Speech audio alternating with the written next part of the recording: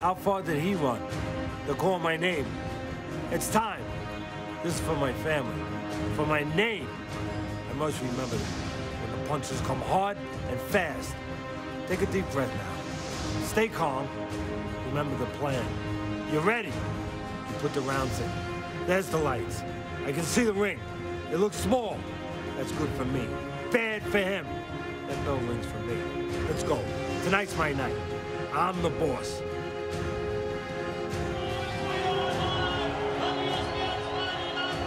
We are live at the Horseshoe Casino, 20 miles southeast of Chicago in Hammond, Indiana.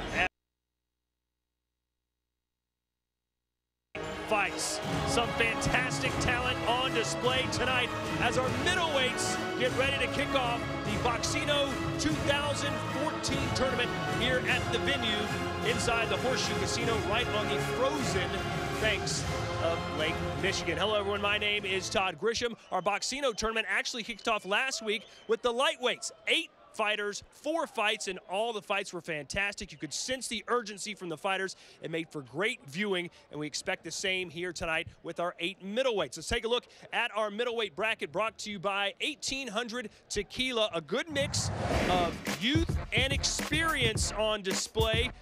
There are 1, 2, 3, 4, 5 Americans, and we have a Ghanaian and a Russian, a Ukraine. We've got a lot of different backgrounds, just like we did last week.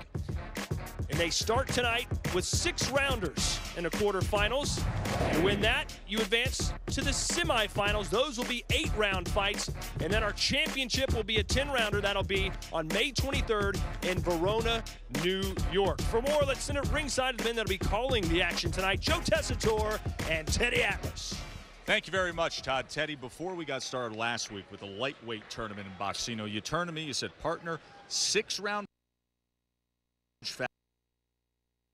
huge role urgency.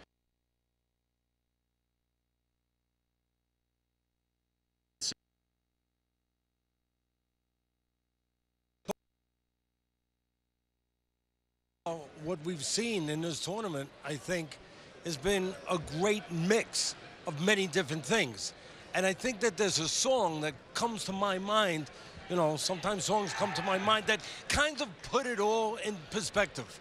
And that would be, I put the lime in the coconut and I mix it all up. I put the lime in the coconut, I drink it all down. And no more, not now, even though I know you're asking for an encore. That'll have to come later. But it speaks to the mix of everything, the mix of talent. We've had some low talent. We've had high talent. We've also had some different ages, some young, some old guys. We've also had some different expectations. Some guys have come in here with low expectations, end of the road. Other guys, top of the world. They're going to be the best. And also experience. Some guys with very little experience. Some guys, a lot of experience. You take all of that and you put it into a tournament format and you mix it all up, drink it all down, and what do you get? Well, so far, energy, surprises, and fun. So here it is. I'm toasting to all of us. More fun and maybe more opportunities to sing a couple more songs. And Todd, no, I'm not going to do another verse. No, I know you're calling for it. I hear you from the balcony, but no, not right now. I want to key in one of the words you used in that mixology of yours there, and that is surprises. Who could surprise us tonight? You know, first of all, I hope it's a pleasant surprise, not a bad surprise. Ekbeko, you know, he's from Ghana. He's 15-0. He's never fought outside of Ghana. He's 15-0, 15 knockouts. Wow! But the only problem is I think he knocked out the ring announcer 10 times, right. And one of them, the ring announcer, might have been ahead at that point. So I don't know if I'm going to see something great or if I'm going to see something exposed, the curtain kind of pulled back from the wizard. But I'm interested. I'm intrigued by that. And also Kopalenko. Kopalenko, I think he's the class of tonight. He's got a terrific, clean, beautiful left hook to the liver. And I'm wondering if he's going to deliver it for you guys. You mentioned 2 of the 3 undefeated fighters we will see among the 8 in the opening round of Boxino 160-pound tournament championships. For more on the competitors, here's Bernardo Osuna. Thank you, Joe. All 8 fighters in this Boxino middleweight tournament have aspirations of becoming world titleists and feel that winning this tournament will get them closer to their dream. But the inspiration for each one of them is very different. One is doing it for his grandmother, who used to trudge through the snow to take him to the boxing gym. Another for his grandfather, who passed away last September, but not before instilling a true love of boxing in his heart. 2 come from boxing families. 3 of them have college degrees. One is studying to be a chiropractor. Another is an author. And 2 are making their U.S. debut. All in all, plenty of compelling storylines which we'll be bringing to you throughout the night. Todd, up to you. Thank you, Bernardo. Let's talk about our first fight tonight, where we'll see a seasoned veteran and a young up-and-comer. Daniel, the Haitian sensation Edouard, comes in with 12 years of boxing experience at the professional level, but he hasn't fought in 3 years. He says he's back, wants to win Boxino to leave a positive legacy for Haitian boxers to look up to. The man he'll be fighting comes out of the Watts neighborhood of Los Angeles. Prospect Brandon Adams, known as the Cannon, says he's been fighting his whole life, and that's translated very well to the pro ranks. He's had 12 professional fights, all of them victories, and said he wants to win our tournament in order to provide for his wife and his future child.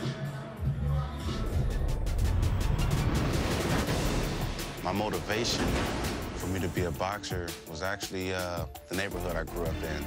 It's pretty tough, the struggle, my family. Growing up in a house with 9 brothers and sisters was always challenging because you didn't know who was gonna try to put more food on their plate. If it was leftovers, I'd be up in there sneaking and eating. Hey, get out of there, get out of there. I'd be on top of the counter on my knees, eating out of the plate, eating out of the skillet or whatever it was. I grew up in Watts. It's a little city in Los Angeles. It's also known as the neighborhood. I mean, it was tough, but I didn't know how tough it was. I was living in it. It was always gangs, violence. I almost lost a brother.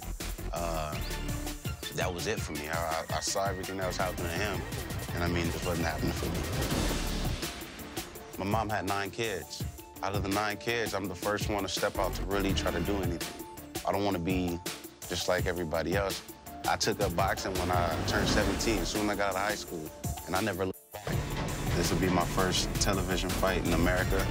Boxing was my first sport, and I plan on it being my last.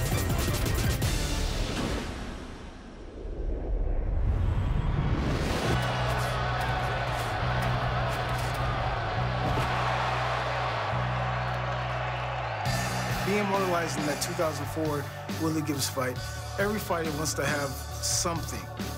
And that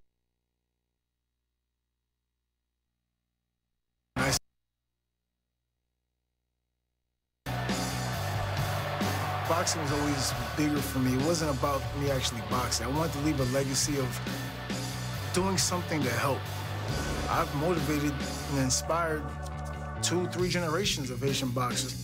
I trained so many fighters, and I've trained 2 generations of fighters now, and I'm training these guys. I'm sparring with them, working out with them. Their thing is like, yo, man, why are you not fighting? Fight. Why are you not fighting? In the process of doing that, it just, that the bug did come back. I haven't won in quite some time. So being able to win that opportunity, that experience, and of course, the hopes of getting a world title, I get another opportunity to actually walk in that dream.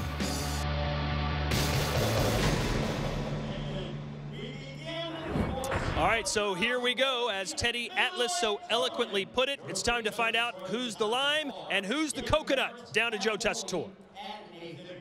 Thank you, Todd, as we are getting underway here. Opening fight of Boxino's middleweight tournament. We will start with Brandon Adams, 24-year-old, 5'9", came in at 160.8, 12-0, 8 knockouts. First fight on TV.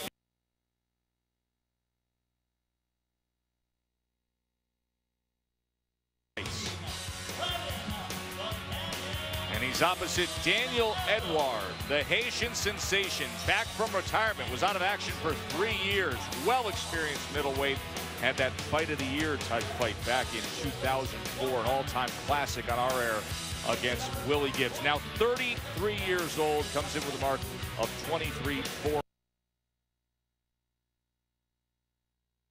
To look Look Like a Champ is brought to you by Just for Men. Well, let's start with the line.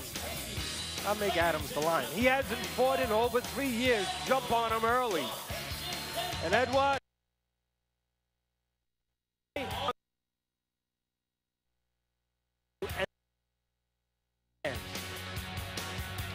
Remember, 6-round fights here in the quarterfinals of Boxino, and Kurt Spivey is our referee.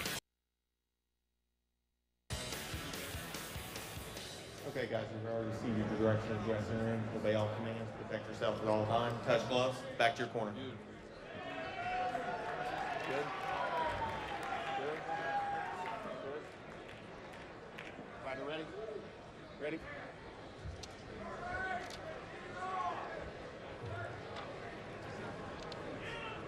Let's go, guys.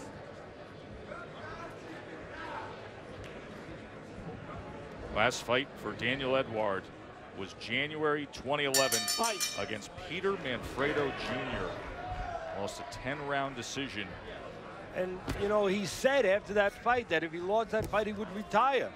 And he was good to his word until now.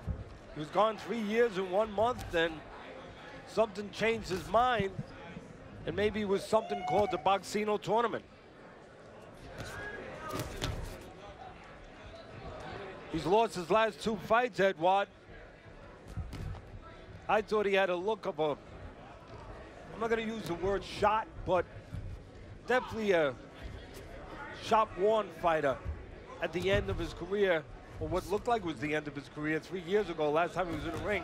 His legs didn't look good, but we'll see whether or not that time away has revived him at all. I remember somebody named Evander Holyfield many years ago, looked like a shot fighter, fought Bobby Ches, and oh, everybody had kind of written him off, and he came back and had a pretty good second career. I don't know if you can say the same for Edward, but we'll see how he does tonight. Just before we got underway here, you said Brandon Adams, one of the keys would be to jump on Edward early. We haven't seen that. No, we haven't, and he's not taking advantage of the fact that Edward has a lot of rust to deal with. Instead, it's Edward landing a short right hand on the inside. Edward in his career, he's just taken a lot of punishment throughout that career. He's always been a game guy, but he has been knocked out 2 times. But much more experience is Edward. But the question again, what does he have left? And that is the question. Because Adams, really, Edward's in a decent spot for a guy who's been away 3 years, if there's such a thing as a decent spot. Adams only 6 amateur fights, and Adams 9 years younger at 24 years of age. This is the first fight not on the West Coast for Adams. All his fights have been in California, Mexico, and Washington State. So new terrain for him. And the heaviest weight for Adams, Joe, in over 2 years. How about the fact that Adams, talk about the inexperience, he's the only fighter in this tournament who hasn't gone 6 full rounds, and he's never been past the full 4-round distance in this early stage of his career. That's going to matter if the pace picks up and Edward uses his experience, if he has legs to do it, uses his experience to pick up that pace. Make Adams think a little bit about what you just said. You can log on to Facebook, the Friday Night Fights Facebook page, and judge this round as well as all the fights tonight. Going to take a short break. Be right back.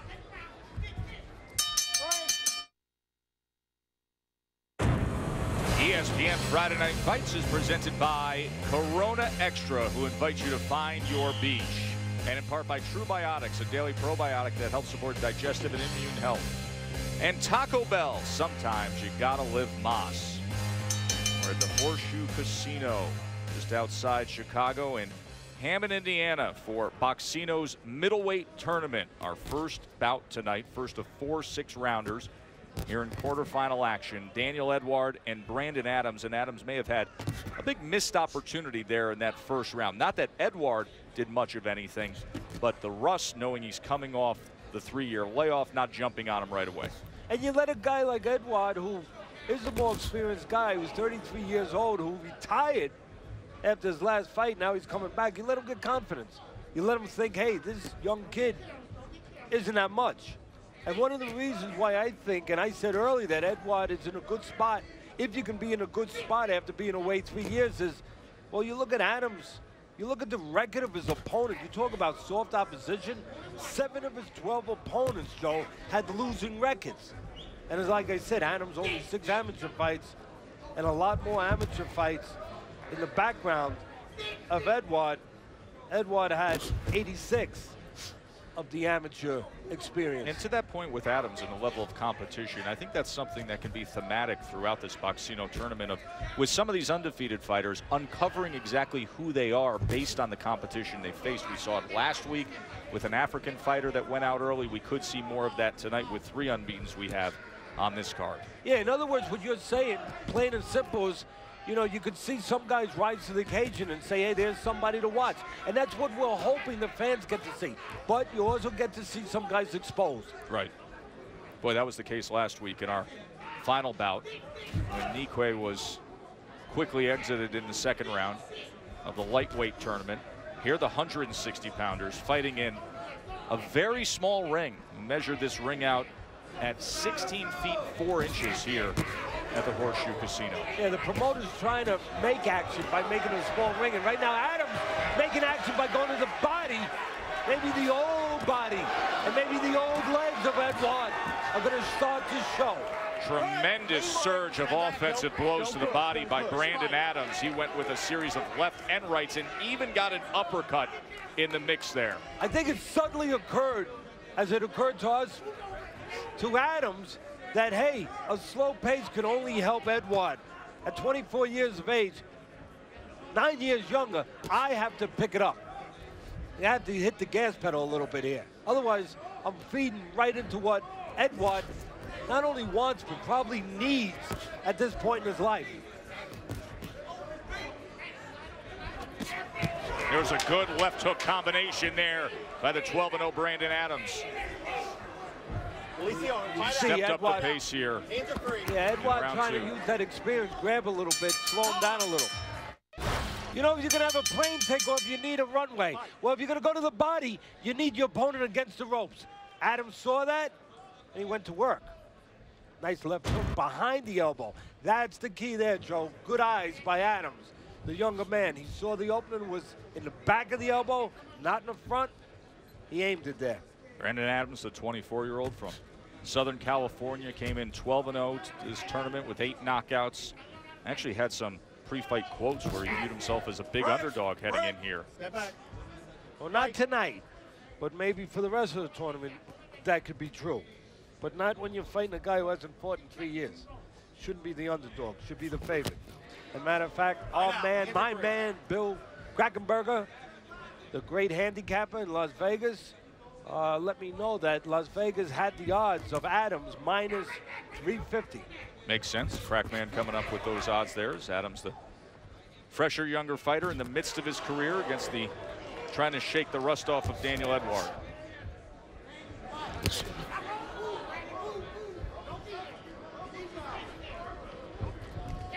Well, you're younger, and in this case, Adams also just full of more energy, a little quicker.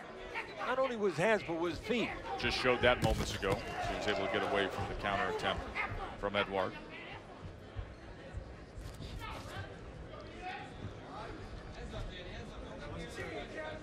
You know, what's incredible about Edouard is that he comes in 160 pounds tonight. He's off for over 3 years, Joe, and he comes back 2 pounds less than the last time he was in the ring. That's almost amazing to me, but it tells you he takes good care of himself. He doesn't fool around or dissipate outside the ring, and he was probably not that far away from a gym. His last fight, we told you, was January 2011. Brandon Adams' first fight was March of 2011, 2 months later. Watch your head, guys, watch your head. And the highlight of Edouard's career was that war he had with Willie Gibbs. We called that fight in August of 2004. If you told me 10 years later we would be calling a Daniel Edouard fight, I'd tell you you're crazy, but here he is.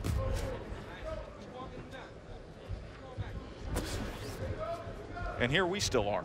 Yes, we are. So who's crazy? Thanks to the fans. Exactly. Hopefully he must be doing something right. And right now, what Adams It's is another doing left right, hand to the body. Yeah, Adams is doing something right. He's going to the body again. That older body, put a little pressure on. I'd be looking to apply more pressure if I'm Adams. You have an old car in front of you that hasn't been brought out on the highway for a long time, hasn't had an oil change for a long time. Well, don't let it go 40 miles an hour. Get it up to 60, 70, and then see if that car starts to break down. Welcome back to Friday Night Fights. Our next Boxino middleweight bout will feature Sina Egbeko taking on Ray Gatica. And Egbeko said that his first memories of boxing are waking up at 2 in the morning to watch a Zuma Nelson fight. He wants to inspire kids in his homeland to do the same thing for his fights. On the other hand, his opponent, Ray Gatica, he used to be a bully as a kid. His brother and his father took him into the gym, and that calmed him down and changed his life. He tried to leave boxing several times, but he said boxing would not leave him, and that's why he's back in the ring once again, looking to fulfill that dream of being a champion. Joe Teddy, it's time for some more action. Thank you, Bernie. Gatica Egbeko coming up next here in our Boxino middleweight tournament. Egbeko's another good example of what we were discussing earlier of what will we have in front of us, because he's a Ghanaian fighter, comes over from Accra, his first fight in the USA, and you look through his line by line and you can see what an easy road he had fighting back at home in Africa. We'll see what he offers up tonight. Round number 4, 6 rounders in the quarterfinal opening round of Boxino.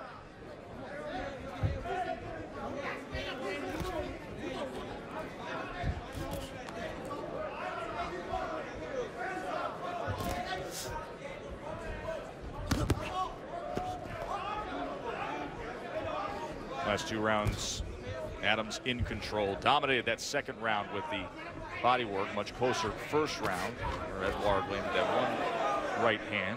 You know, I like Facebook fans see it exactly the same way that Teddy sees it, 2 rounds to 1. I like what I've seen with Adams a little bit.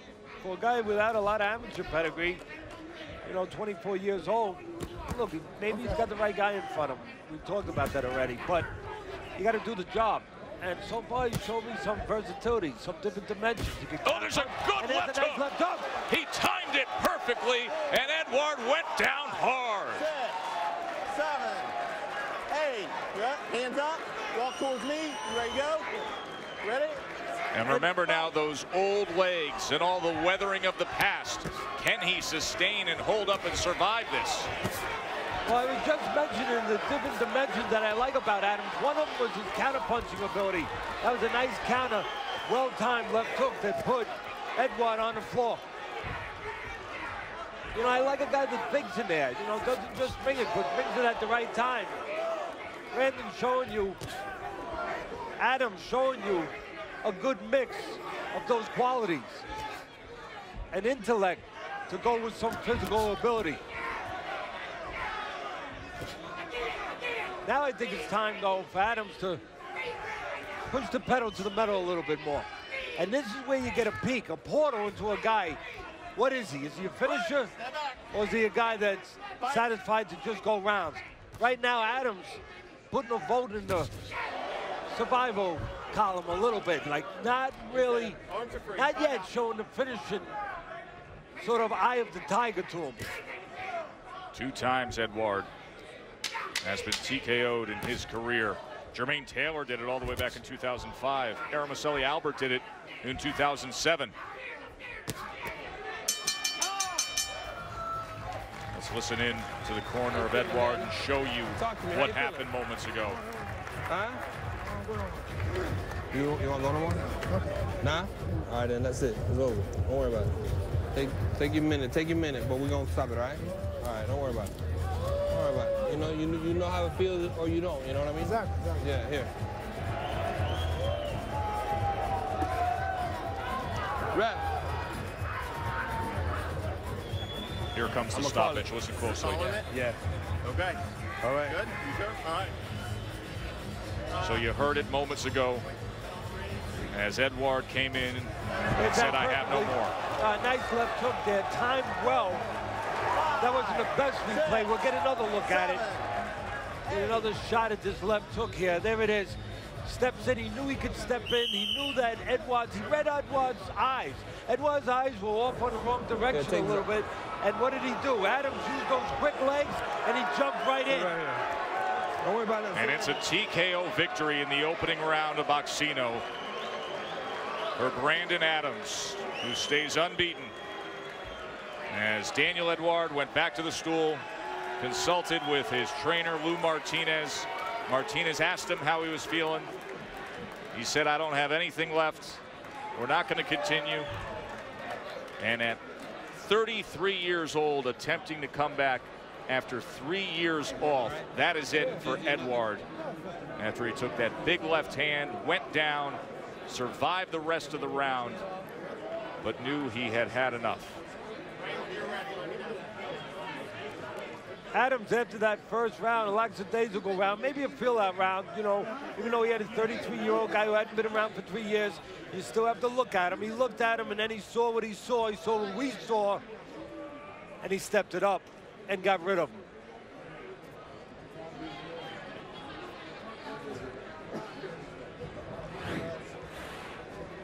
And this was Curt Spivey as he went over after getting the attention from Lou Martinez, and Martinez informing him that that was enough. Let's send it up to the ring to Ray Flores. Ladies and gentlemen, Daniel Edward could not answer the bell for the start of the 5th round for your winner by technical knockout. And moving on to the semifinals of the Boxino 2014 middleweight tournament, Brandon "The Cannon" Adams. So one of the undefeateds has passed on through to the semifinals. Brandon Adams, the 24-year-old who grew up in Watson, LA, coming here to advance his career, and he does so with a TKO victory over Daniel Edward. Sina Egbeko, 15-0 with 15 knockouts, is next up, taking on Raymond Gatica, as Boxino on Friday Night Fights moves forward after this.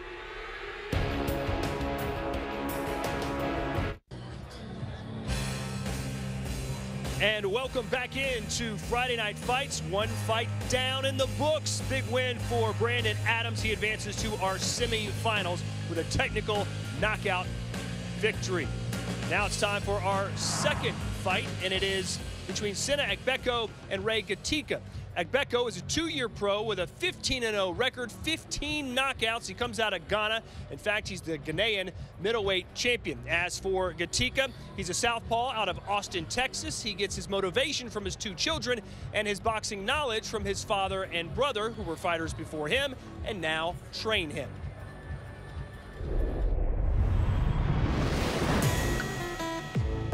I've tried to leave boxing before, you know, have the normal life, but it's not in me to do that.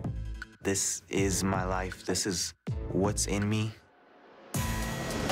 I've understood that I'm not gonna leave boxing, even if I try. It's a part of me. It runs in my family. You know, a lot of my family members were fighters. It won't leave me alone, and I won't leave it alone. I'm sticking with boxing. Having my brother and my father in my corner, it's great. They've known me since I was a child, you know, so they've got to raise me in this sport.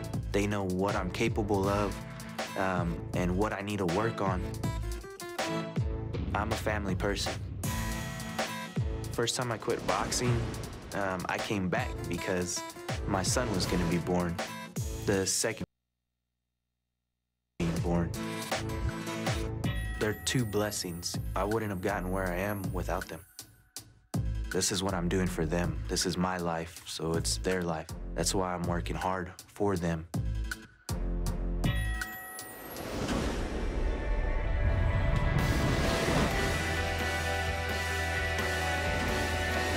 As a young man growing up in Ghana, I didn't think at a certain point that I would become a boxer. You know, I was the typical school guy. My parents expected me to, you know, go through school, just finish, get a good job, you know, and keep up with life that way. But You know, along the line, senior high, I decided I wanted something more challenging, you know, something more exciting. So I decided to go into boxing. Boxing has provided so much excitement to my life, and there's so much, you know, potential, so many things that I could achieve. If I were to win this title personally, it would mean a lot to me because it's a dream that I set out to accomplish, you know, years back. I believe that boxing, you know, gives you the ultimate challenge, and you know, when you overcome those challenges, it gives you the satisfaction of the ultimate glory. Coming from where I come from, Africa, it's natural that a lot of people wouldn't know, you know, a lot about me. I think the best way for the American public to find out about me is to watch me tonight, watch me in action, and then decide for themselves whether I'm really worthy of being on television, and I'm going to leave it all in the ring.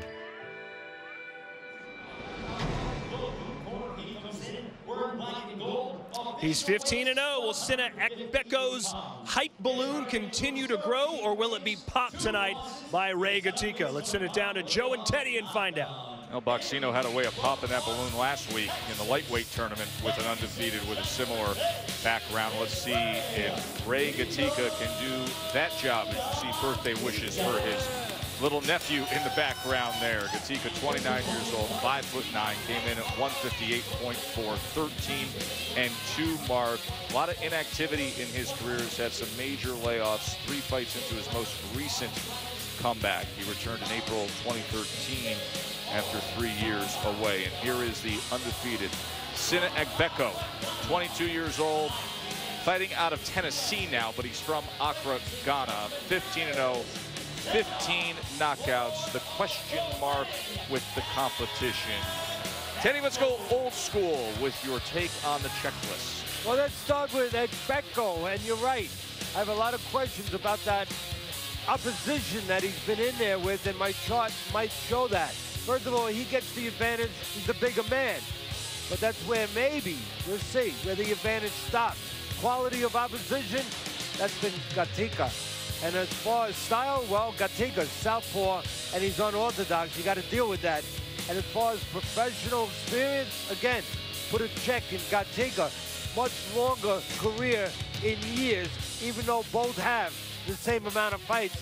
And as far as travel, well, the first fight ever in the United States for Ekbeko and for Gatica. All his fights have been in the good old USA. Here is going to be fair. Don't let it go between here. When I say break, both of you, quick punch and take a step back. All right, that's close.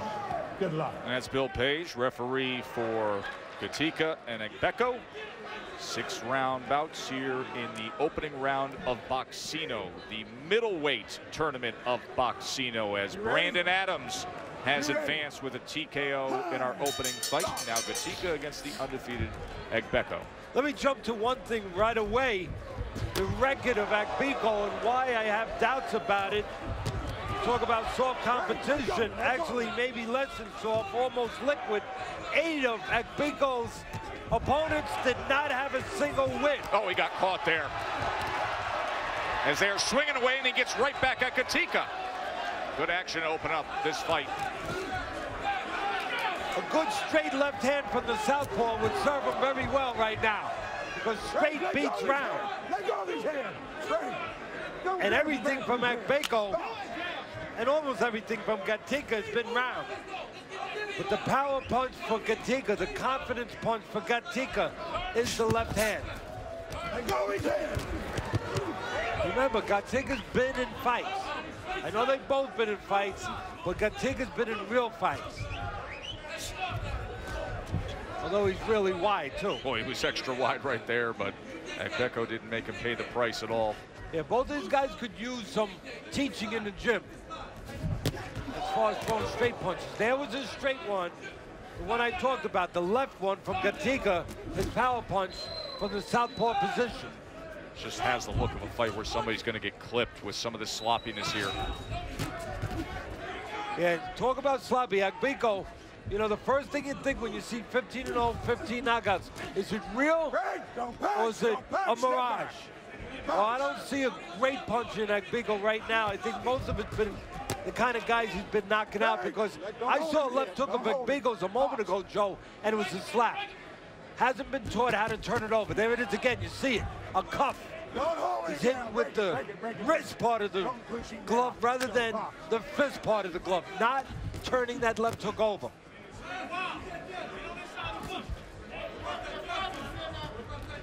Again, you see that slapping left hook of Agbeko. That's not a power punch. That's an arm punch. And again, those 15 knockouts been generated by 15 very soft opponents. Some blood coming from the nose of Ray Gatica. Break. Let it go.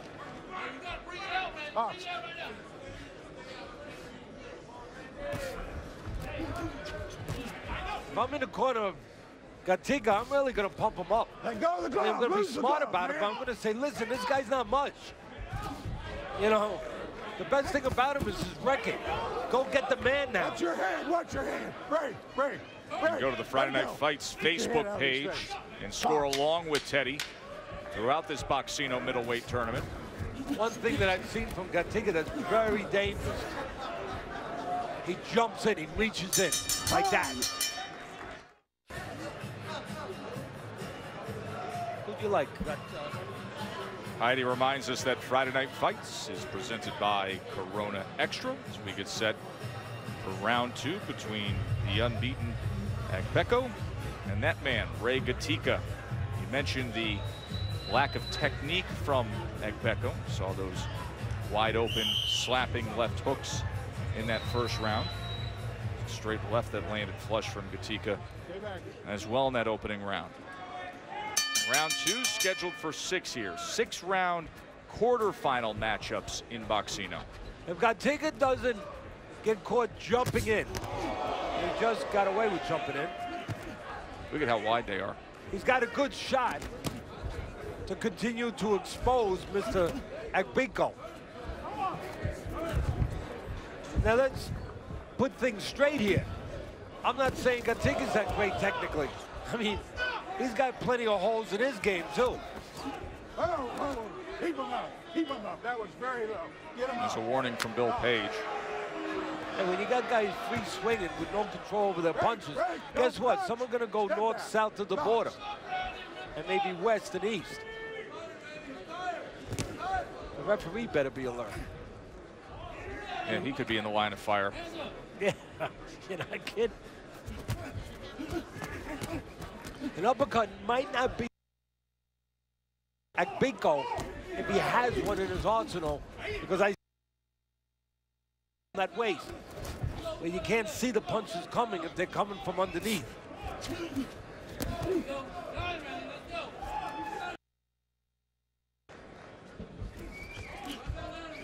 So many arm punches by the African. Turn loose, Evan. Turn loose. Lose the glove. Break. Listen to me. Box.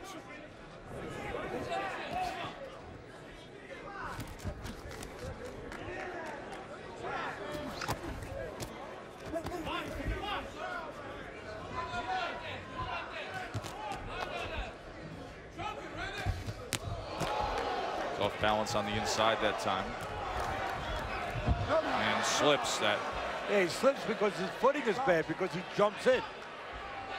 He's lucky he wasn't a punch coming at him. Now he comes with an uppercut as he tried to just get right into the pocket there. Yeah, right about now, you think maybe Agbeko maybe is thinking, I wish I had fought some better guys than the ring announcer 10 times.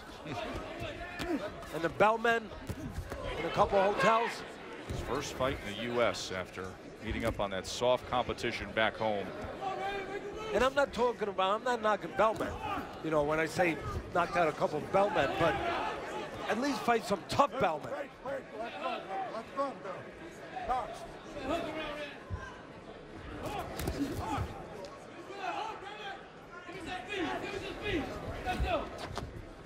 That body looks pretty inviting to me, that body of Agbeko. Gatica could aim a left hand down there.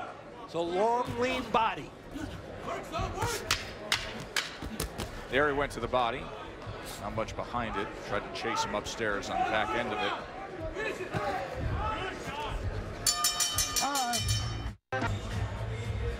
Joe, do your kids play hopscotch? It looks like Gatica's playing hopscotch here. Look at his legs. I mean, amazing. You talk about bad footing. I mean, he looked like he was jumping into a puddle. Teddy, I wish my kids played hopscotch. They don't play anything that doesn't cost me about 60 to 100 pop.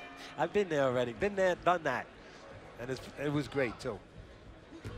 Round 3 here between Agbeko and Gatika, as Brandon Adams has already advanced himself, and one of these two men is trying to meet up with Adams, the undefeated fighter from Southern California, in the semifinals, who I would, just on first glance early on here, tell you, even with his inexperience, would be favored over either one of these gentlemen. I would second and third that. A lot of guys would be favorites over these gentlemen. Taking nothing away from their grit, their heart.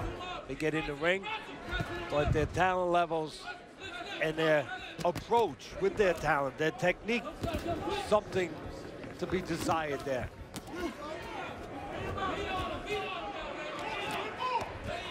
A little more pressure and output from Gatika here in the opening minute of round 3. There was an uppercut that was just off the mark from Agbeko. Now remember, Agbeko's never been in a real fight. People say, Teddy, what are you talking about? He's got 15 fights. Never been in a real fight. I'll say it again. 3-punch combination from the Texan. And Agbeko tries to return fire. Yeah, return fire again. Not with what you might expect if you were looking at the record. Arm punches. Not what you would think, or those TNT punches that the record would tell you, or at least suggest to you. It was a left hand that landed to the head of the African. 15-0 he came in, but will he be exposed here in the midst of this 6-rounders? Gatika is gaining confidence throughout this 3rd round. There's another left hand that reigns in. Well, no matter what happens from this point, I answer your question, Joe. Agbeko has been exposed. Undoubtedly. And he's taken shot after shot here against the ropes. Wobbly legs, his head going back, trying to get out of the way of this assault from Gatika.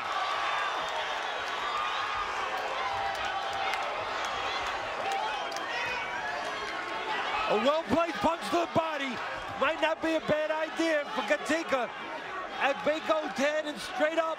That body is also right there. Long and lean. Right now, Agbeko's just trying to survive, try to grab, try to fall in. Did Gatika punch himself out here? I think he was punched out when he got in the ring. Trying to split the guard now, a series of left hands and a sweeping right hook that was just a glancing blow. Oh, I'm sorry, I thought you were saying that Agbeko punched himself out. No, Gatika a little winded, no doubt about it. He's going to have to recover a little bit in that corner, but he will. He's still the a boss dominating right now. effort here. Welcome back to Friday Night Fights. Ceriso Fort will be facing Vitaly Kopelenko in the next fight. We talked about his inspiration, and it's Miss Pearl Grady. Talk to me about what it means to see your grandson coming back home to fight after all you've been through. We feel good. We feel good by coming back, because this is where his family on his mother's side live. And he got cousins and uncles and aunties. He know a lot of people in Chicago, you know. This is where he was born at, you know. That's when he started going to school, you know, from here, from Chicago. And I think he feel pretty good by coming back. She used to walk him through the snow to the gym every day, and now he's on Friday Night Fights. Ceriso Fort will be in action in our next opening bout. You know, you asked a good question last round. You said, did Gatika punch himself out? And my answer is going to say he looked a little winded, but I'm going to say no. Because when you're the one throwing, and you're the one landing, and you're the one having the fun, guess what? You never punch yourself out. You always find energy. And Gatika has that energy. Control here in the early moments of round 4 as he continues with the offensive assault. You never get tired. Agbeko. You never get tired, Joe, when you're the one that's landed and the other guy's standing there. This may get a stoppage here, Teddy. Oh, yeah, a body punch is going to help bring it on, too. Uppercut reigns in. Bill Page is giving it a look. Will the referee jump in here as Agbeko is barely defending himself? It's over. Raymond Gatika has advanced in Boxino. Yeah, Gatika pulled that curtain back, and guess what? There was no wizard there. Just a guy that had a good record.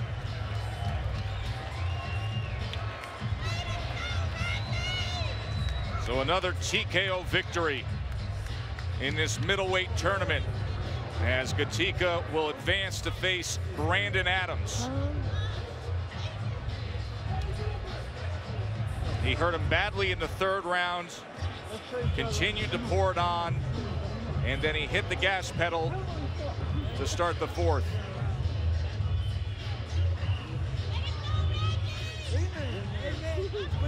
Happy birthday, Daddy! Oh, there it is. I mean, you don't need me to tell you what's going on.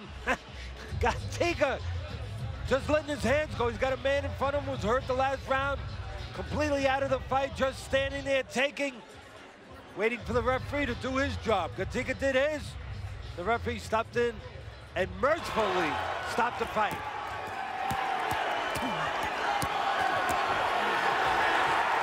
Bill Page was looking for Agbeko to show him something, to defend himself. Here was that uppercut.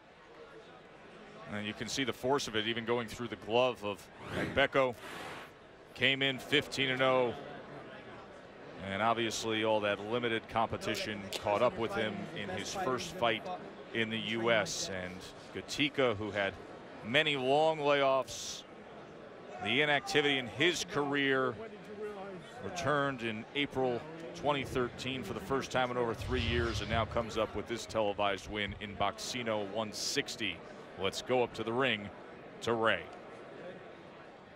Ladies and gentlemen, our referee in charge, Bill Page, waves off this contest at 1 minute, 6 seconds of the fourth round for your winner by way of technical knockout. And moving on to the semifinals of the Boxino 2014 middleweight tournament, Ray Lino Gatica. 14th win in the career of Ray Gatica, as we are halfway through the quarterfinals of the middleweight Boxino tournament. Let's show you the updated brackets, as one of the semifinals is now set. It'll be California's Brandon Adams against the Texan Ray Gatica. That'll be April 18th at Turning Stone in upstate New York. Adams and Gatica. Adams 13-0. Agbeko came in 15-0, but now suffers the first loss of his career. Top half of the bracket when we return. 22-0 Vitaly Kapelenko taking on Cereso Fort, born right here in Chicago. He returns home. More Boxino when we come back to the Horseshoe. Welcome back into the Horseshoe Casino on the banks of Lake Michigan. Friday Night Fights is brought to you by Corona Extra. With Agbeko's loss here tonight, the country of Ghana is now 0-3 in our Boxino tournament. 2 losses last week in our lightweight division, which began with the quarterfinals. In case you missed it, it was some outstanding stuff. Let's take a look back at our first round highlights from the lightweight Boxino tournament, brought to you by 1800 Tequila.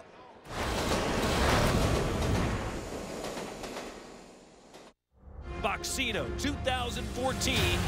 There's that uppercut, Teddy. Put 2 of them together. Mendoza fills that space with a left hand and a right uppercut. Down to the wire. Who wants it more? Gonzalez. Oh, and he caught him going back, didn't run, and he sends back Amadou. A draw after 6 rounds. Tournament style, we go to a single draw breaker.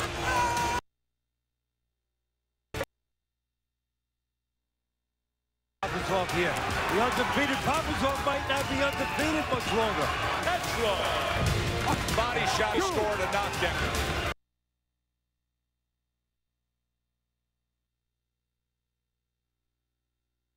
He's going to get rid of him. TKO victory. Arcamo. What a statement to finish off the quarterfinals of Boxino.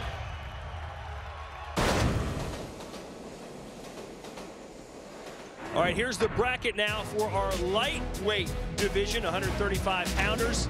Chris Rudd, the American, with the biggest upset in the first round. He'll be taking on Russia's Peter Petrov, who beat a fellow Russian in the first round. And then Miguel Gonzalez won the battle of Miguel's. And he'll be squaring off against a very impressive Fernando Carcamo, who knocked out his Ghanaian opponent very early in that fight. Those are your semifinals. They'll be held at the end of March in North Dakota. I'll be doing blow-by-blow for those fights. Can't wait for that. Coming up now, our third fight here in the middleweight division. It sees a Ukrainian making his U.S. debut. Vitaly Kopolenko is 21-0 as a pro, and he also has an extensive amateur background in both boxing and kickboxing. He'll be taking on Ceriso Fort, who was born right here in Chicago, but now fights out of Minnesota. He can't wait to fight back in front of his former hometown fans.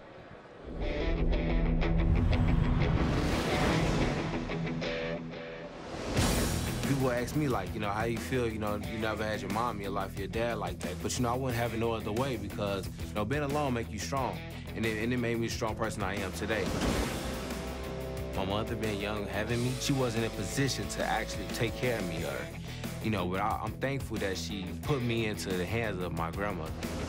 My grandmother, she's been there for me, she sheltered me. She's my angel. Growing up in Chicago, it was rough, you know. I had to walk to school, and sometimes I'd step on the back of somebody's shoe, and then he'd get upset. It'd be a fist fight right then and there, you know. The guy may be like 5 years older than me, and I would stand my ground and fight. I was used to fighting guys in Chicago that was bigger than me. So like now I get to fight guys my same weight, got a referee, you know, it's almost like I'm cheating, you know, but I got, you know, it's legit. I just fell in love with the sport from that point on. I watched boxing, and I seen a lot of guys that paved the way for me. I'm watching, you know, and learning the art. You know, stole my heart at a young age, and what it gave me was a lot of discipline to get what I got to get and what I want in boxing, which is a world title.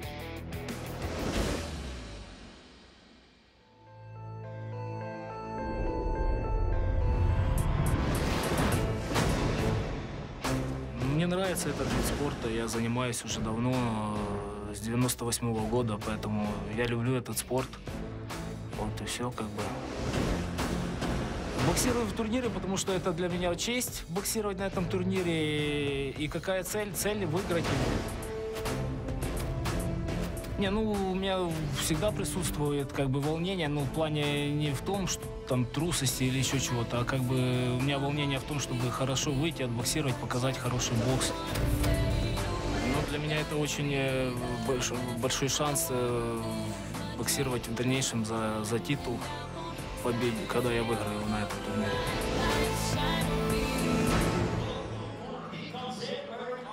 We've had two fights tonight. Both of them have been stopped early. Will we see our third knockout of the night? Let's find out. We go ringside with Joe and Teddy. Todd, you never know what you're going to see ringside with us. Like this here at the Horseshoe Casino, where down here at ringside, you can actually play blackjack while watching the fights. Now, we've done a lot of fights through the years, Teddy, and a lot of casinos. That's a first. Blackjack table ringside here at the Horseshoe in Hammond, Indiana. Yeah, there's been a lot of fighters that, well, they've been breaking. Well, here's the big gamble here for Ceriso Fort. Can he advance? He's here in Chicago until he was 10 years old. Fights out of Minnesota, 27 years old now, 17-2-1 with 11 knockouts, 5'11", 158.4. And he's taken on the Ukrainian unbeaten, making his U.S. debut in this fight. Vitaly Kopolenko, 30 years old, 6 foot, right at 160, 22-0, 12 knockouts. Naturally a left-hander, but fights in the orthodox stance. Teddy, what's your take here between the undefeated Kopolenko and Fort? Well, let's see if I can get this right. The last shot is kind of on the button. Sure We'll was. see who has the edge here. Kopolenko starts off with confidence, mental state 8. Hasn't learned how to lose yet. And Fort, well, he was knocked out in his last fight. Body attack, I love it. Kopolenko, good left hook to the liver. Professional experience, well, first fight in the U.S. for Kopolenko. Fort, better opposition. And all his fights in the good old USA. And technique, well, no contact. Kopolenko sharp, concise punching, everything is roundhouse. You like roundhouse? Did you like the last one with the wide punches? Or you're going to like Ford's punches? They're wide. Good luck. Curt Spivey, the referee. 6 rounds has been the case now for 2 straight weeks of Boxino's quarterfinal action. Ready? We have yet to see a decision tonight. Back-to-back TKOs to start the night as we are underway with the Ukrainian against the Get ready for U.S. wide punches. fighter here. Get ready for USA wide punches. And Ford coming in a tough spot here, knocked out in his last fight. How do you get rid of those bats in the belfry, those bad thoughts, those haunting images that are up in the attic? It's up to Kovalenko not to let Ford get rid of them. And one way Kovalenko can do it, or one way is with a body punch, the other way is with a straight right hand. Right down the middle when Ford throws one of those wide shots.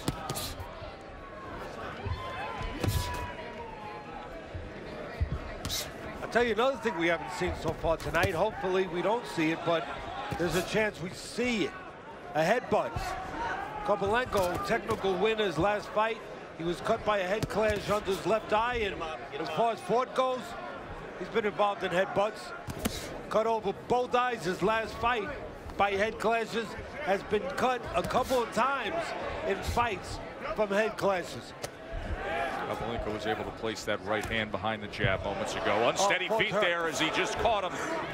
Yeah, you know what he caught him with? A straight punch, a straight jab, right down the middle. Ford's legs took a wobble halfway through this first round. And he's got that wide base. It was a jab that hurt him again, Teddy. Yeah, it's from the shoulder. He's setting his feet, and he's making it sort of a ramrod, a pole like you would use to get in a door. Actually, to knock a door down.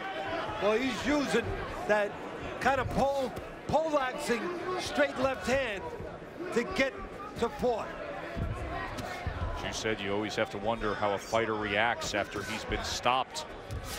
It's all about the sweet spot. And what I mean by that is you time that jab just at the right time, and you could nail a guy like Ford right down the middle. And again, his legs aren't good at all. Well, I didn't think this would go fast, or far, I should say. I thought, as I said earlier, that Kovalenko, well, he's just better than Ford. His technique is better, and he doesn't waste much, Kovalenko.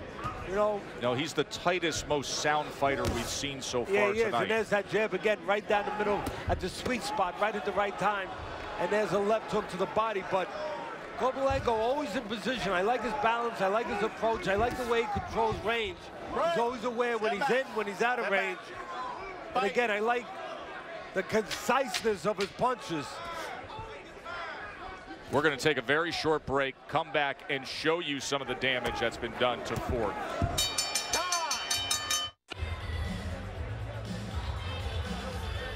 As always, Friday Night Fights is presented by Corona Extra, as Friday Night Fights in the midst of the Boxino middleweight tournament with Vitaly Kovalenko, 22-0 in Who says control. you can't hurt a guy with a jab? Well, Kovalenko definitely doesn't say that.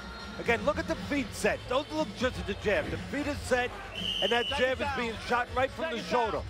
So that's a power punch. It's a punch that you're not seeing. You don't see it, you get hurt by it. Fight. Oh, and the second round starts right where the first left off. 6, 7, 8. Hands up, walk towards me.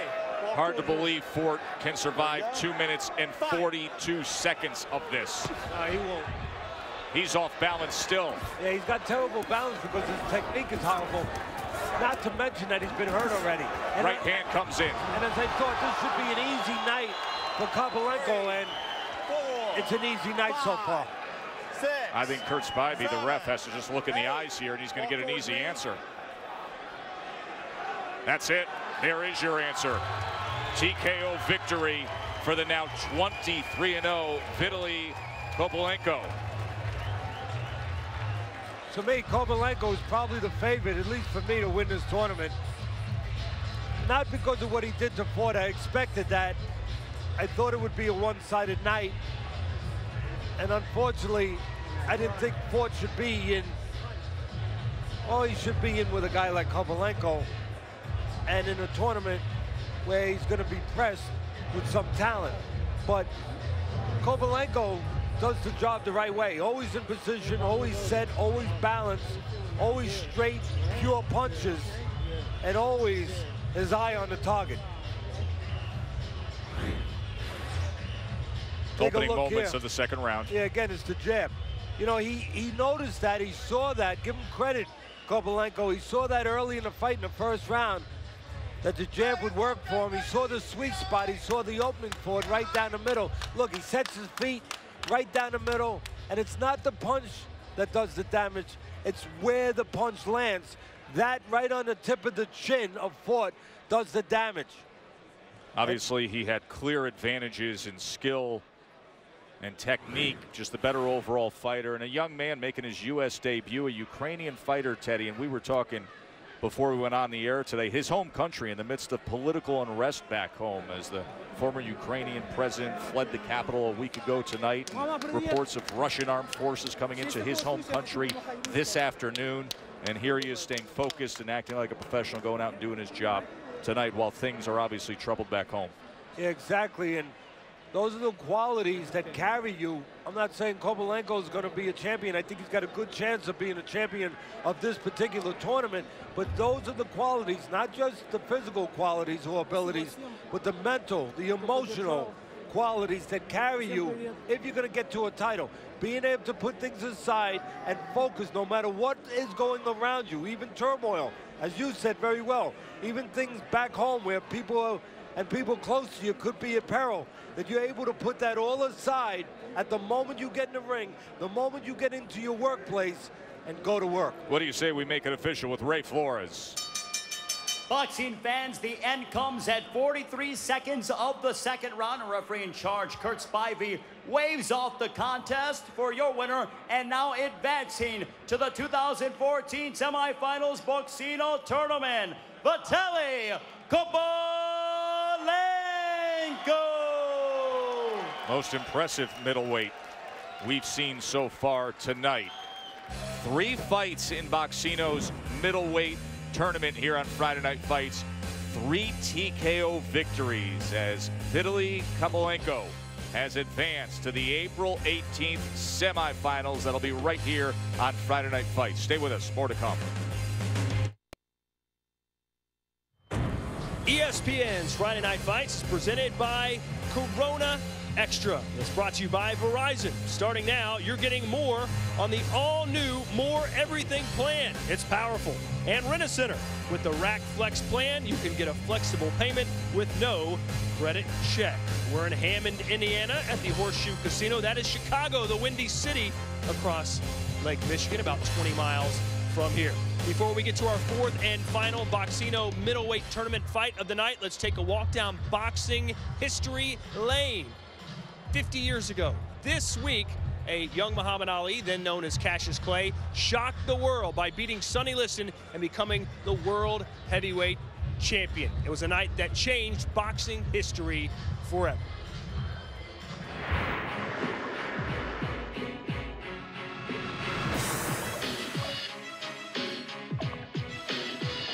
I'm young, I'm handsome, I'm fast, I'm pretty, and can't possibly be beat. You might be young and handsome, but you won't be after I finish with you.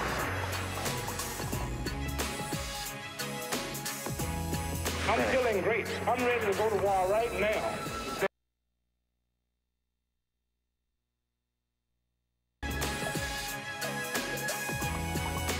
Well, 100% will be coming to see me, but 99% will be coming to see me get beat.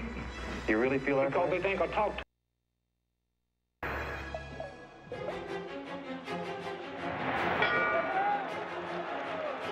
Liston thought he was crazy, essentially. He thought the actor.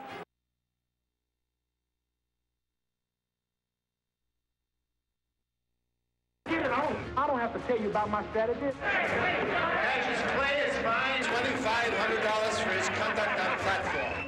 Cassius Clay managed to convince Sonny Liston that he was crazy. Want to go now? I'm looking now. The crowd ain't big enough yet. Mark House was so scared, he couldn't even walk. Tough guys are afraid of guys that are a little goofy, you know, guys that fly over the cuckoo's nest. World heavyweight boxing title on the line. The challenger is gabbing all over body, head, and right hand. The best punch of the fight so far. Champion Joe Louis. Look at the guy yawning. Jarring right hand that time, folks. Another one. Sonny wobbles. Sonny wobbles.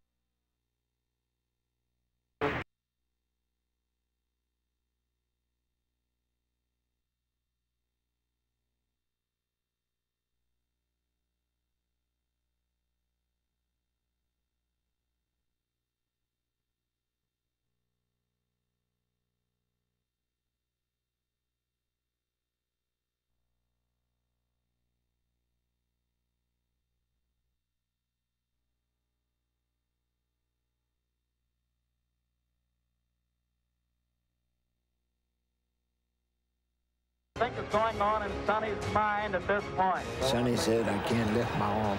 And Willie said, well, it's another day. It's another time. He's looking over my shoulder. He got up. We win. They might be stopping it. That might be all, ladies and gentlemen. There he was, right in front of me, pointing down to us. I told you exactly what I was going to do. I must be the greatest. I told the world. Changed the whole ball game, the whole innovation, made it a world sport. There we go. All right, tell us this. All right, Cash.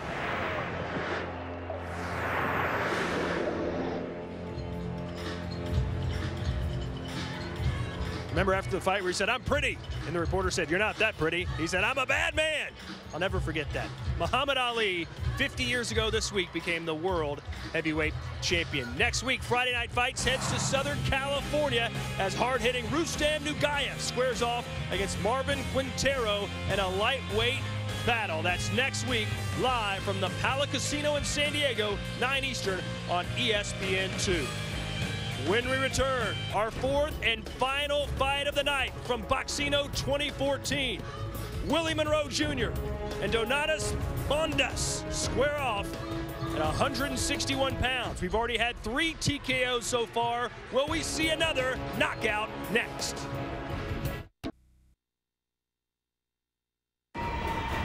Welcome back in the Horseshoe Casino here in Hammond, Indiana, as our Boxino 2014 tournament continues. We're about to see our final quarterfinal bout here in the middleweight division.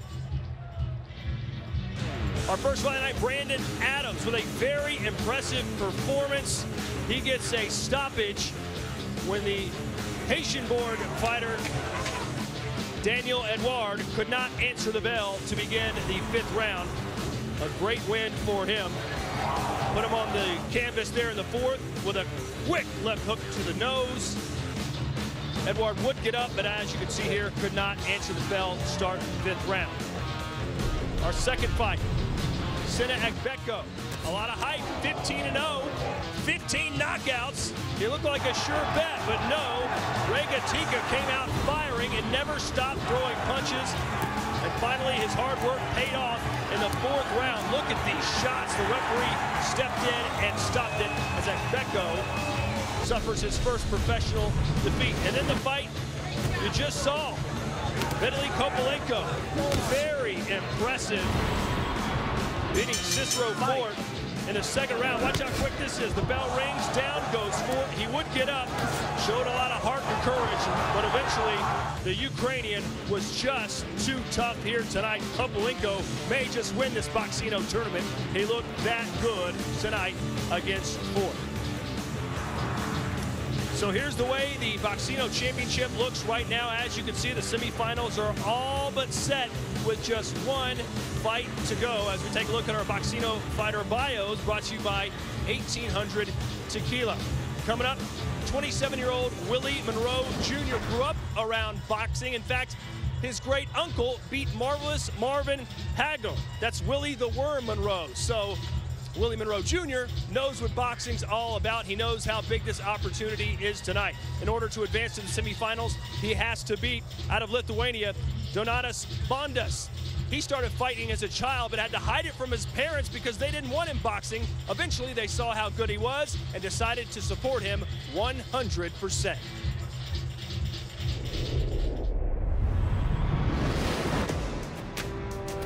When I win this tournament, it would mean a lot to me because this is what I've been fighting for since I was 6 years old. My earliest memory of boxing is getting my lip busted by my grandfather. I had to be probably 4 or 5 years old. My grandfather, he used to wear rings, and he would play box with me, and then he hit me. My lip started bleeding, I started crying. But the thing that he liked about it is I saw the blood on my lip and I jumped up and I fought harder. Amazing man. I lost him September 25th, 2013, not too long ago. My parents weren't fit at the time when I was born to take care of me, so my grandparents adopted me at a month old. He taught me everything. He taught me how to fish, how to garden. He taught me how to box. My family motivates me. Boxing is just, it runs in the blood. To see what my uncle did with Hagler, to see what my dad did in the 90s, it's motivation. And it gives me a personal confidence jump. Because, when I step in the ring with somebody, it's almost like, who are you? I'm Willie Monroe. You must not know my name. And if you don't know, you're about to find out.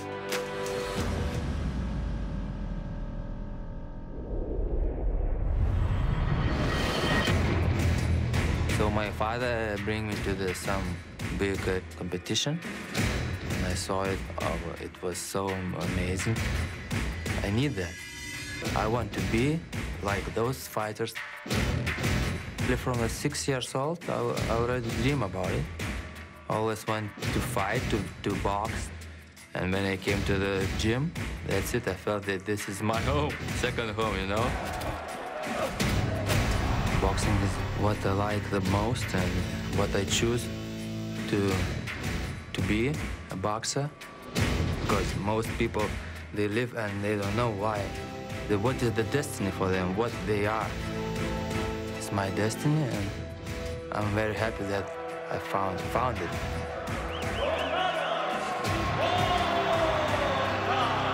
I'm very, very focused and very ready, like mentally and physically. I was born to be a fighter.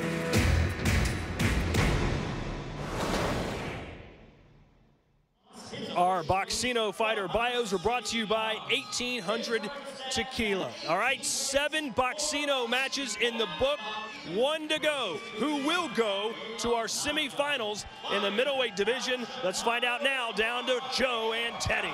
Todd, great to hear the determination with both guys. Great atmosphere surrounding our final quarterfinal matchup here as we look at Donatas Bondas, 34 years old, a Lithuanian who has been fighting out of this Chicago area after moving to the U.S. in 2009. 18 wins, 6 knockouts in his career, 5'9", just over 160. And Willie Monroe Jr., 5'10", 160 from upstate New York, 15-1 with 6 knockouts, a 5-year pro. Bondas would have to be considered a step up in class for Monroe. Teddy has the fight plan, brought to you by Corona Extra. Well, let's start with Monroe. Control the outside, use your jab to keep him out, and a right hook. After all, you are a southpaw when he tries to come in. And for Bondas, he'll bring the pressure and bring a body attack with it. These trunks are good. These trunks are a little high. Anything lands here is fair. All right? All right. When I say break, both of you quit punching, take a step back. All right? Touch gloves and good luck. Joe, I think this is the most competitive fight on paper tonight. A lot of people are probably laughing back home. I know some of you, I know who's laughing, because they're probably saying, Teddy, give us more than that. I mean, nothing's been competitive so far, so I hope it's the most competitive. But on paper, before the night started, this one looked like the one that could go some rounds, the one that could have a little intrigue. And it even looks more like that after seeing the first three, because Daniel Edward, obviously with the ring rust and coming out of retirement, no match. We get 3 straight TKOs. The Agbeko-Gatika fight, Teddy, probably looking back, should not have been a first-round matchup. Those two fighters probably should have been lower seeds against other fighters, would be my fault. Yeah, I would agree with you. There should be more thought put into the process. And as you just said, into the ranking, the seeding of the fighters in a tournament like this, instead of just kind of like putting a line with a coconut. Oh, I like how you brought it all back full circle. Yeah, just mixing a lime with a coconut. There should be a little bit, maybe more thought about it. And I think this match was thought out a little better. Monroe's going to be on the outside. The boxer, the southpaw, using his legs a little bit. He looks good. You look at him, you know, he knows how to fight. He knows what he's doing. He has a good pedigree, obviously good bloodlines. You heard about that already. But doesn't always throw enough punches. And Bondas, well, he is what he is. He's a walk-in guy looking to bring pressure, looking to switch every once in a while to southpaw. Yeah, he'll do it once in a while. And he's going to look to attack that long, lean body if he can get close enough to Monroe. He had a glancing right hand moments ago before he switched from orthodox to southpaw. Now he goes back orthodox. Well, Bondas is missing something that he had, and it's probably a good thing he's missing it. The last time we saw him when he got stopped by Brian Vera in a very competitive fight, a fight that got stopped on cuts. He had a lot of scar tissue, a big hunk of scar tissue on the bridge of his nose, Bondas. He's had that removed, and I think that was a good thing. We said early in that fight, this thing's a time bomb. This thing's gonna explode at some point with the scar tissue he came into that fight with. And sure enough, it was a bloody mess that night. Doesn't mean there's not still a weakness there, but not as prominent, not as much of a target as it was before the surgery. He's really trying to tee up that right hand, isn't he? As Bondas applies some pressure. Yeah, Monroe, you get the idea, you know, you're seeing what you're seeing. Very defensive-minded. If there's a knock on him, I said it earlier, I'll say it again. Not busy enough, doesn't move those hands enough. Makes the moves, looks the part. Let it go, let it go. Needs to understand the part about the fighting, the throwing of the hands. Bondas understands that part. Doesn't have the skill set of Monroe, but has that determination, that aggressiveness. Aggression that should carry this first round. Been enjoying middleweights here in our opening round of this Boxino tournament. Of course, this group far shy of the best middleweights in the world, Teddy. Yeah, there's a list, and I think it's an honest list. I think it's the right list from transnational middleweight rankings. The transnational rankings are the only ones I look at, the only ones I abide by. And as I said, the only ones I think the fans should abide by. They're honest, they come from a non-biased group of international writers. They do a good job. There's no conflict of interest. Ring Magazine, guess what? Big conflict of interest. The owner of Ring Magazine happens to be a promoter. So for me, transnational rankings, well, they're the ones that I trust. They're the ones I look at. And those middleweights they have ranked there, they're pretty good. Sergio Martinez sitting atop. We'll be facing Miguel Cotto come late spring, early summer. Second round here. Final opening bout of Boxino's 160-pound tournament. You see the jab now being applied a little more consistently from William Monroe. Bondas tries to get to the inside. If you have good legs, like Monroe, and you like to stay on the outside, you want to stay on the outside, you want to control the outside. If you want to win the outside, you need to couple that jab with the legs. Monroe coming out this round understanding that. Somebody got in his ear. Monroe's only loss, and this might be telling what I'm about to say, his only loss was a split decision to a 17-17 and opponent. That might not be good. Bonus boxing coverage will be coming your way tomorrow on ESPN3, 5 o'clock Eastern. We're going to have the third meeting the super middleweight title bout between Robert Stieglitz and Arthur Abraham. That's tomorrow, 5 Eastern on ESPN3. Super middleweight title bout. Just log on the internet or your Watch ESPN app for that. Happy to bring it to you. You know, we're so aware of the faster guy, the guy on the outside having to use the jab. Everyone knows that. Monroe's the man. But the guy coming forward, the slower man, the plodding man in this case, Bondas, the aggressive man, he needs to use that jab just as much, if not more, to get in unscathed. Because if he doesn't jab on his way in, he gets picked off on the way in. Watch, right there. No jab from Bondas, or you see the hands of Monroe. You see a jab coming in from Bondas, you're going to see Monroe go defensive. And it's going to make it easier for Bondas to get in.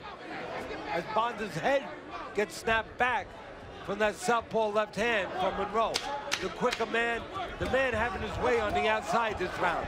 Much better round for Willie Monroe Jr.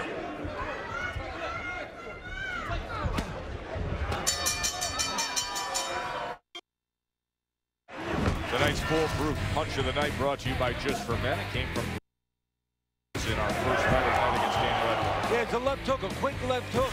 Take a look at this next shot. Look at the eyes of Edward. They're closed. Guess what? Your eyes need to be open so you see what's coming. I know you don't like what's coming, but you got to see what's coming.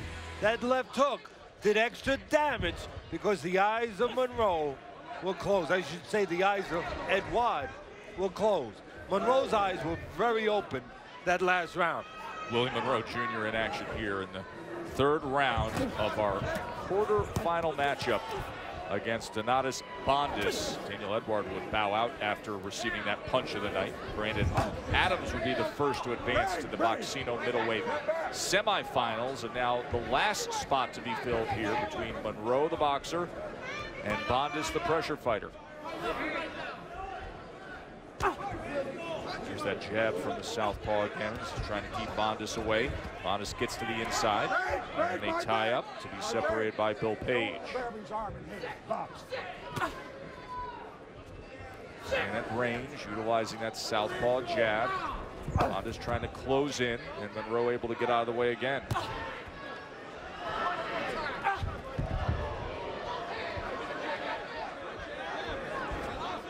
Again, I talk about it every week, Joe, and there's a reason for it. It's important.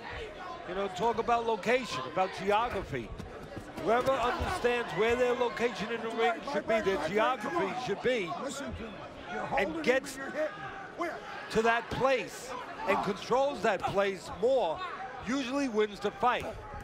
The last 2 rounds, it's been Monroe, understanding he needs to be on the outside, needs to do work on the outside.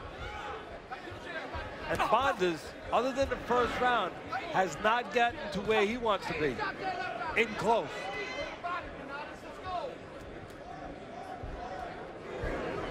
You know, Monroe's given opportunities for Bondas by setting himself near those ropes, but Bondas needs to close that gap like he is right here. Just made a decision to do so, and that's the warning that Bill Page was talking about. Listen to me. So a second warning as he admonishes Bondas for hitting while they're tied up, and Page is looking for the break. I think it's for more that he thinks he's hitting behind the head. Because you're allowed to hit on the inside. I hope the referee understands that. Right, well, as long as you have a hand free. Moments prior, he did talk to him about that he wanted him to be careful when they're tied up on the inside and he's coming in for the break. What Bondas has to do is use that jab. I said it the last round, like that. Use the jab to make Monroe defensive-minded. Then get in, but then when you get in, stay in, keep your hands free, and work. That's a break, that's a break. Don't get tied up. Not if you're Bondas.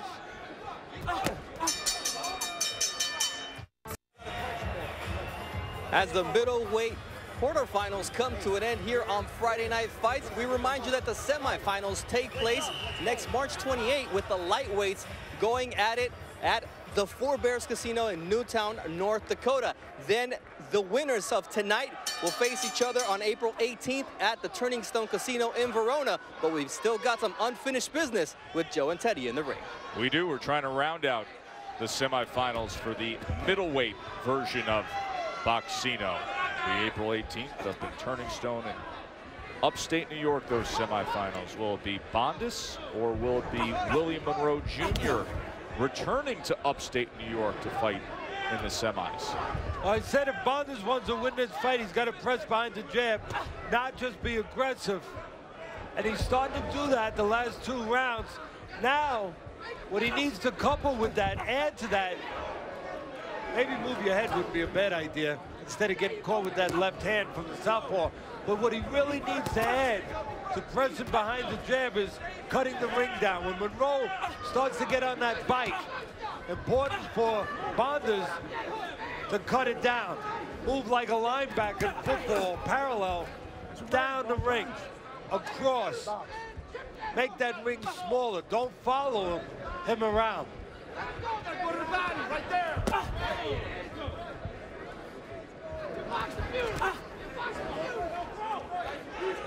29-28, Bondus says Teddy.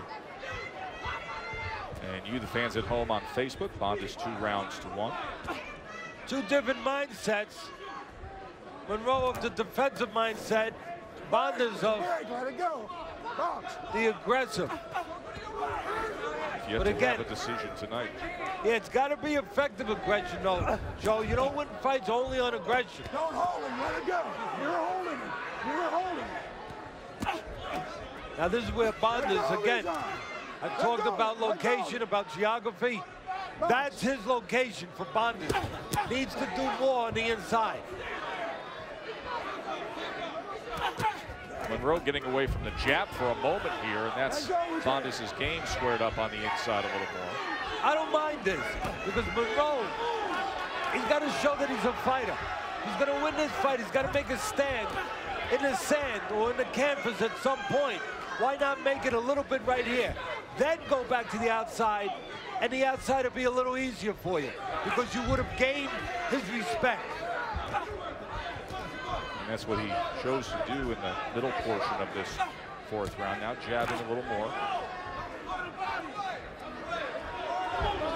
Just trying to work his way in with that right hand to the body. And he pushes off with the forearm. Talked about the cut over the nose of Bondus. He was also cut over his left eye 2 fights ago. Matter of fact, he's been cut over his left eye several times. So far, no problem.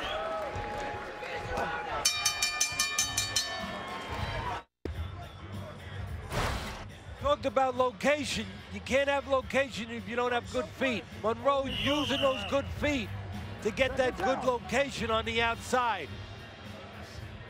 Right here, he's got the range he wants. But what he needs to do, Monroe, is let those hands go at that range. You don't let those hands go when you got the range. And as I said, you have the location. Well, guess what? A guy like Bondus, he'll come in.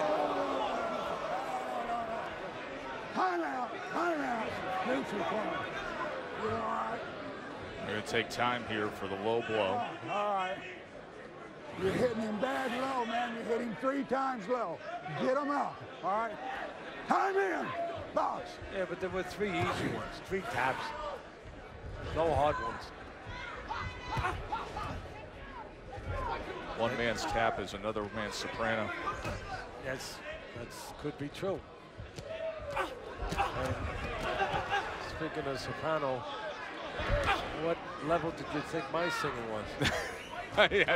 I'm not going to give a full review on your singing. Thank you. But it was courageous. Is that a euphemism for other things I could say? No, I get it. This is the first 5th round we've seen here tonight in Boxino's middleweight tournament. Teddy, you said earlier you liked this matchup. You thought on paper it would play as the best matchup with the different styles, and so far that has been the case. We had TKO wipeouts earlier, and here we are in round 5. Yeah, I think this will come down to the wire. I mean, it'll come down to a tight decision. And again, it'll come down to who's working more in their place of work. You know, is it Bondus and tight, or is it Monroe on the outside. And one thing Monroe has to be explained to in his corner, you're not going to win just by having the outside. You have to do some punching when you have the outside. And he's not doing that right now. Reminder that Sports Center will follow Friday Night Fights. Sports Center coming up as soon as we finish things here. And it's Bondis and Monroe. Just a round and a half to go here to try to fill out the semifinals in Boxino's middleweight tournament. Boy, Bill Page, the referee, has had a lot of work to do between these two. Did you think that was low? I mean, I'm curious to see the replay. For me, I wasn't sure that was low. There's a right hand from Bondis. Monroe once again trying to hold his ground a little more here in the midst of round 5.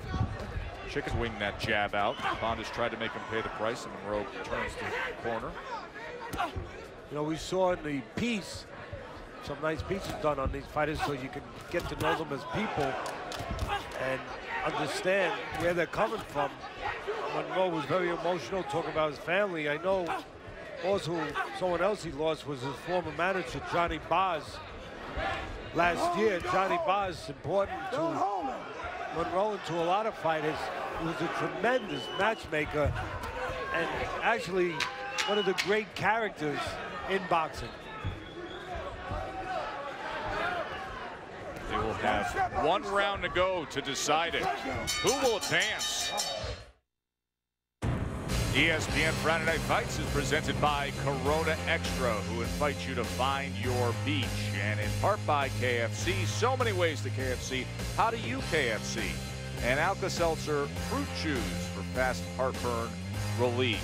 It's been a good night here at the Horseshoe Casino in Hammond, Indiana, not far from Chicago. This was the warning for the low blow. Yeah, that was right on the belt. Blow. That's on the belt line, and I don't think that Bondis should have been yelled at quite as much as he was for that punch, but I get it because earlier on there were low blows. The referee had it in his mind.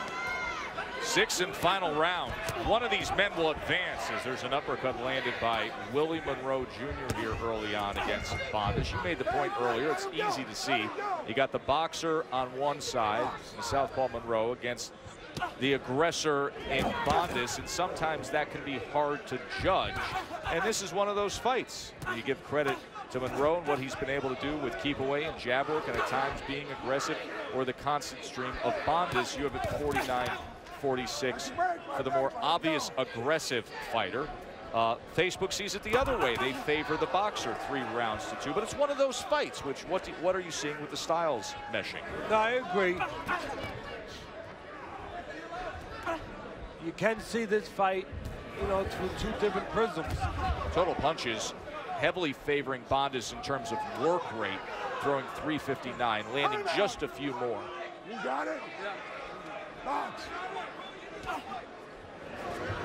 Little subtle things Bondis is doing. Every once in a while he'll turn southpaw, you know, right after an exchange. And that can really confuse a fighter, in this case Monroe, because one minute you got a guy in front of you in one stance, the next he's in another stance, and the punches are coming from a different position. This is what Bondis needs to do. He's gonna, well, if he's gonna grab this round, if he's gonna close the show, at least on my scorecards, he needs to press forward, and then again, work when he gets inside. Don't just get inside. And the same thing can be said for Monroe, Joe, in the opposite way.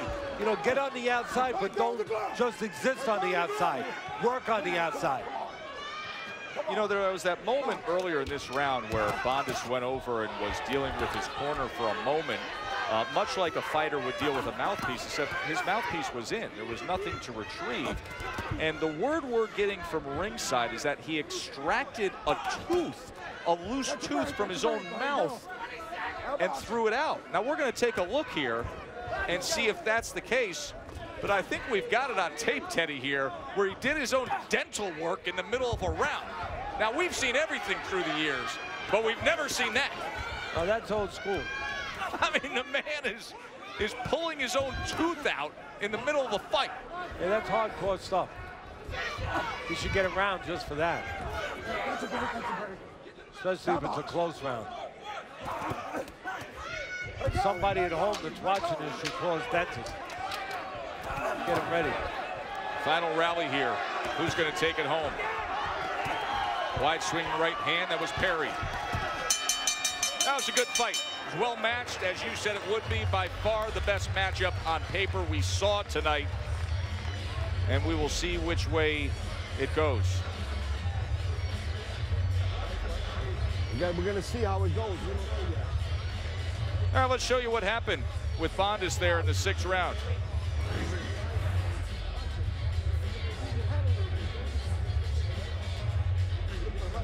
Yeah, there it is. It looks like a molar.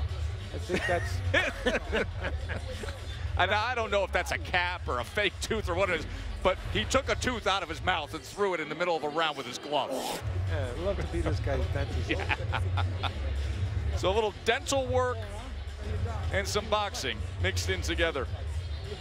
As Boxino's 160-pound quarterfinal round is completed, we simply wait to find out which fighter has advanced, Willie Monroe Jr. or Donatas Bondis. We have 3 TKO victories with our first 3 fights tonight, as Adams, Gatica, and Kapelenko all advanced. If we do have a draw here, they will have a 1-round draw breaker, but we understand, yeah, we are being told that we do have a decision as they are untaping the gloves. Yep. So for that decision, we will go up to the ring and find out who advances in Boxino's middleweight tournament. And it is Ray Flores who has the answer here at the Horseshoe. Ladies and gentlemen, after 6 rounds of action, we go to the scorecards. Here are your score totals. Judge Nathan Palmer scores the contest 58-56, and judges Gary Merritt and Eric Burris have the contest the same 59-55 for your winner by unanimous decision. And moving on to the semifinals of the Boxino 2014 middleweight tournament, Willie Helmongus Monroe Jr. So the 3 judges favoring the boxing work of Willie Monroe over the aggression of Donatas Bondis. And Willie Monroe Jr. has now won 6 straight since the lone loss of his career. He will advance to face the undefeated Vitaly Kapelenko in the semifinals on April 18th. Send it to Todd Grisham.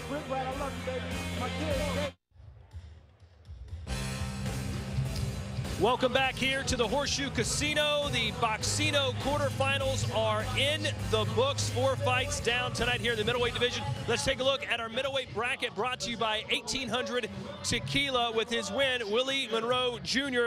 advances to face a very tough out in Vitaly Kapelenko. That fight will be a semifinal fight, as well as Adams versus Gatica. How about the lightweights? Their quarterfinal bouts were last week. They'll square off 4 weeks from tonight in North Dakota. Rudd versus Petrov, Gonzalez versus Carcamo. Again, 4 weeks from tonight in North Dakota. It's the Boxino semifinals from the lightweight division.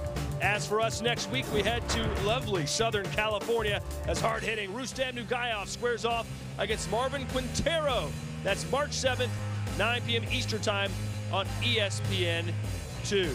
That'll do it from here at the Horseshoe Casino. Boxino 14 rolls on. 3 knockouts tonight and a fantastic 4th and final fight, which went the distance. For Joe Tessitore, Teddy Atlas, and Bernardo Osuna, as well as our entire Friday Night Fights crew, I'm Todd Grisham. SportsCenter is next.